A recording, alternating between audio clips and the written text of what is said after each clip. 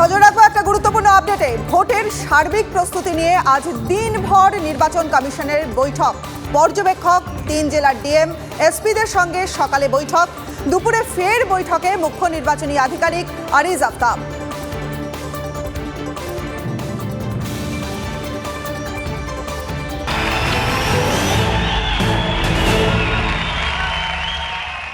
সায়নী ঘোষ যে কোনো দিন বিজেপিতে যোগ দেবেন। সোনারপুরে প্রচারে গিয়ে তোপ যাদবপুরের সিপিএম প্রার্থী সৃজন ভট্টাচার্যের।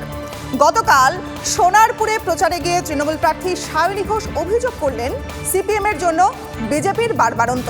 আর আজ প্রচারে গিয়ে সায়নীকে পাল্টা জবাব সৃজনের।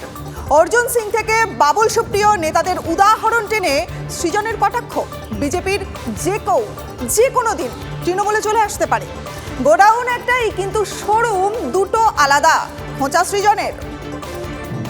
যাদের জন্য মানুষ ভয় গুটিয়ে গেছিল, যাদের জন্য গণতান্ত্রিক অধিকার সুরক্ষিত হচ্ছিল না, আজকে তারা এসে বলছে আমাদেরকে সুযোগ দিন, আমরা লাল ফেরাবো, হাল ফেরাবো। তারা বলছে তো 34 বছরে আপনারা এমন হাল ফিরিয়েছেন যে মানুষ আর আপনাদেরকে ফেরাতে চাইছে। বিগত 10 বছর সিপিএম এমন ভাবে গর্তে ঢুকে গেছে যে বিজেপিকে তারা রাস্তা করে দিয়েছে।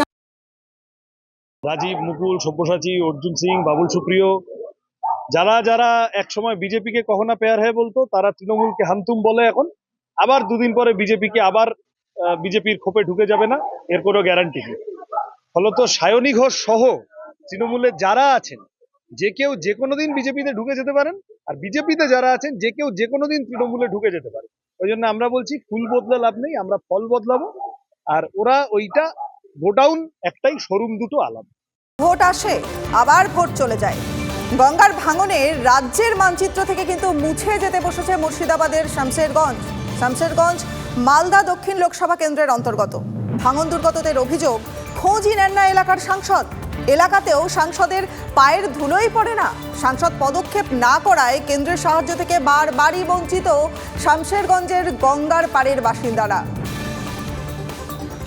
ব্যবস্থা হয়নি, ওই নেতা মন্ত্রী আসছে, যেছে কথা বলছে করবো দেবো, ভোট আসছে বলছে একই কথাই।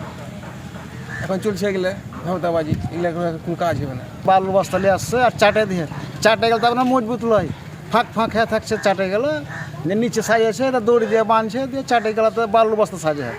এখন সবাই থাকবে ওই যে বালুর বোরা কোথায় ফেলছে আর কি করছে না করছে তারাই জানছে। হ্যাঁ, আমাদের এই যে বাড়িগুলো যে সব পড়ে গেল, হাজার হাজার বাড়ি, কোনো ব্যবস্থা নিচ্ছে না। আমাদের তো লিস্টে এখন কাগজ জমা দিয়েছে কি দেয়নি ওরাই বলতে পারবে যারা লেগেছে। আর আজ পর্যন্ত আমাদের নাম হয়েছে নয়ছে, আমাদেরকে কিছু বলেনি। কি বলবো, আমরা তো বলছি আগে করেন ভাঙন রোধ, তারপরে দিব ভোট। আমাদের এলাকার অনেক ক্ষয়ক্ষতি হয়েছে, মানুষ একটা দ্বিধাবোধে ছিল। আমরা চাইছি এটা আরও ভালো হলে এলাকার মানুষের কাছে আরও একটা ভালো বার্তা যাবে। তখন আমরা এলাকার মানুষের পক্ষ থেকে দাবি রাখবো কি তাইটা যেন আরও ভালোভাবে করা যায়।